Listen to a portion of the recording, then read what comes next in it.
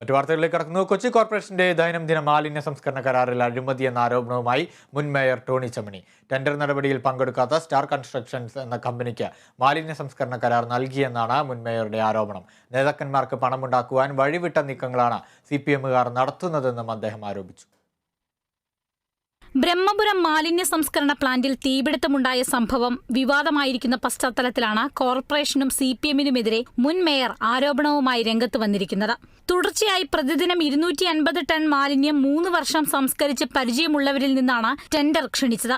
എന്നാൽ വ്യാജ സർട്ടിഫിക്കറ്റ് ഉപയോഗിച്ച് ഇത് മറികടന്നാണ് ബ്രഹ്മപുരത്തെ കമ്പനി ടെൻഡർ ലഭ്യമാക്കിയതെന്ന് ടോണി ചമ്മണി ആരോപിക്കുന്നു. സ്റ്റാർ കൺസ്ട്രക്ഷൻ എന്ന കമ്പനിക്കാണ് ടെൻഡർ ലഭിച്ചത്. മലപ്പുറം ഒറ്റപ്പാലം മേഖലകളിൽ നിന്നുള്ള വ്യാജ പ്രവൃത്തി പരിചയ സർട്ടിഫിക്കറ്റ് ഉപയോഗിച്ചാണ് ഇവർ ടെൻഡർ നേടിയത്. പിന്നീട് ടെക്നോ ഗ്രൂപ്പുമായി ചേർന്ന് ടെക്നോ സ്റ്റാർ എന്ന പേരിൽ പുതിയ കമ്പനി ഉണ്ടാക്കി നടപടികളുമായി മുന്നോട്ടു പോകുകയാണ് ചെയ്തതെന്ന് മുൻ മേയർ ആരോപിക്കുന്നു. ഇത് ക്രമവിരുദ്ധമാണെന്നും ടോണി ചമ്മണി പറഞ്ഞു. ഡെപ്യൂട്ടി മേയർക്ക് പോലും ഈ ടെൻഡറിൽ എതിർപ്പുണ്ടായിരുന്നു. എന്നാൽ ഇതിനെയെല്ലാം മറികടന്നാണ് മേയർ M. അനിൽകുമാർ മുന്നോട്ടു പോയതെന്നും അദ്ദേഹം ആരോപിച്ചു.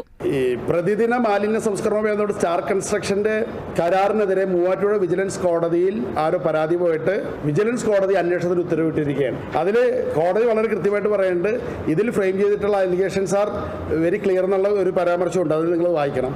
അത് കൃത്യമായി അന്വേഷണം നടന്നാൽ ഈ പറയപ്പെടുന്ന ഇതിന് അംഗീകാരം കൊടുത്തവർക്കെല്ലാം നിയമപരമായ ബാധ്യത ഉണ്ടാവും. ബയോമൈനിംഗ് പദ്ധതി കരാറിലെ അപാകതകൾ സംബന്ധിച്ച് മേയറോട് വ്യക്തിപരമായി അറിയിക്കുകയും സെക്രട്ടറിക്ക് കത്ത് നൽകുകയും ചെയ്തെന്നും ടോണി ചമ്മണി വെളിപ്പെടുത്തി. മേയർക്കും സെക്രട്ടറിക്കുമെതിരെ ക്രിമിനൽ പ്രോസിക്യൂഷൻ നടപടികൾക്ക് പരാതി കൊടുത്താൽ അവരെ അറസ്റ്റ് ചെയ്യേണ്ടി വരുമെന്നും അദ്ദേഹം പറഞ്ഞു. Kerala vision news, Kochi.